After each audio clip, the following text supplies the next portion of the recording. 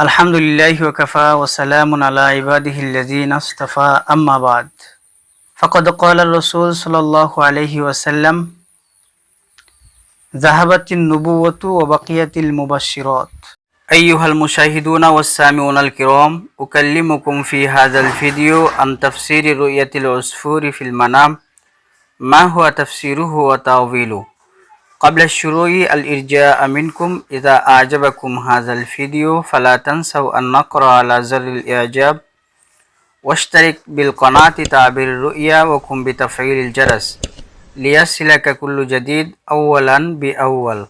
أيها المشاهدون، رؤية العصفور في المنام.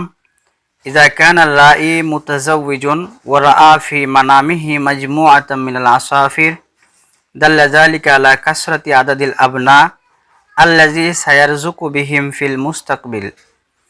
ومن رأى في منامه مجموعة من العصافير في قفص تستوطن في منزله دل ذلك على سعة رزق الحالم ووفرة المال عنده وأنه صاحب مكانة كبيرة بين الناس.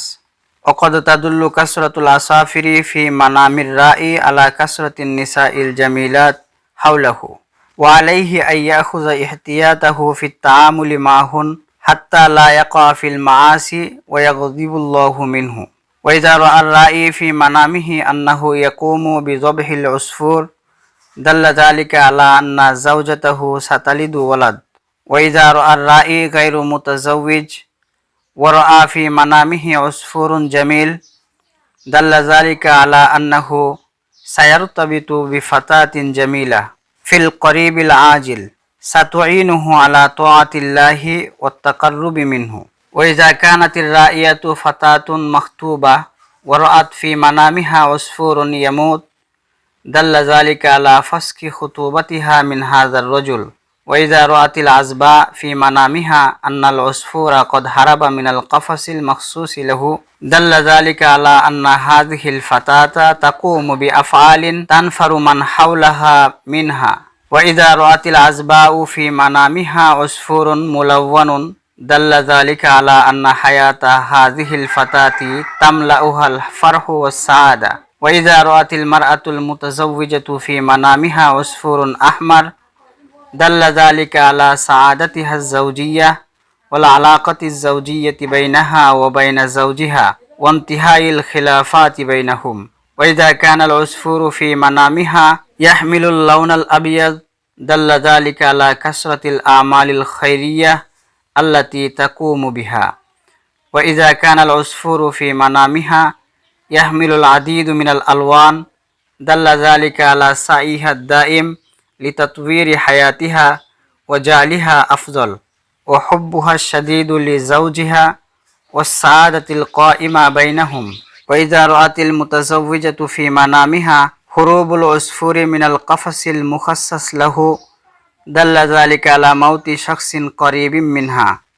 وإذا كان نوع العصفور أنثى في منام الحامل دل ذلك على أنها ستضع أنثى وسيقر الله بها عينها وستهتم برعايتها. وإذا رأت المرأة الحامل في منامها بيض العصافير دل ذلك على أنها ستلد جنين بصحة جيدة وستكون ولادتها سهلة. وإذا كانت العصافير في منام الحامل ملونة وجميلة دل ذلك على أن الله سيرزقها ببنت جميلة.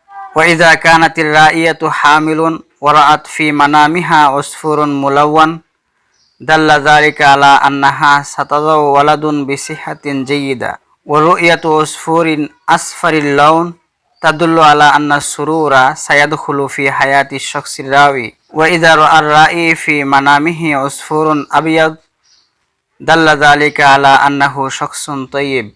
وإذا كان العصفور في منام العزباء يحمل اللون الأسود دل ذلك على ارتكاب هذه الفتاة الكثير من المعاصي التي ستحاسب عليها أمام الله.